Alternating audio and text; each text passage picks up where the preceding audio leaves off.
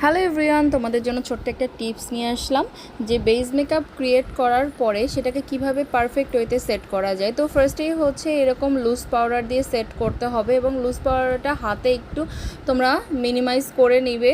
আর আমি কিন্তু তোমরা দেখতেই পাচ্ছ আমি এক সাইডে মিনিমাইজ করে ইউজ করার পরে কিন্তু আমি আর এক সাইডেও ইউজ করার আগে কিন্তু সেই হাতে যে পাউডারটা এক্সেস পাউডারটা মিনিমাইজ করে রেখেছিলাম সেটা দিয়েই কিন্তু আমি আমার বেসটাকে সুন্দর করে সেট করছি। আমি কিন্তু এক্সট্রা কোনো পাউডার নিচ্ছি না।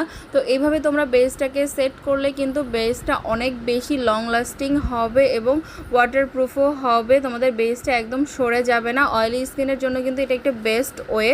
তোমরা এরপরে বেকিং করে নিতে পারো। আর তার আগে হচ্ছে তোমরা এক্সেস পাউডারটা ঝেড়ে ফেলার জন্য অবশ্যই একটা কম্প্যাক্ট পাউডার এরকম ব্রাশের সাহায্যে নিয়ে তোমরা আস্তে আস্তে এইভাবে ঝেড়ে ফেলবে। এতে কি হবে, আমাদের এক্সেস পাউডারটা ফেলেও দিতে পারবে, প্লাস হচ্ছে বেসটা আরও সুন্দরভাবে সেট হবে।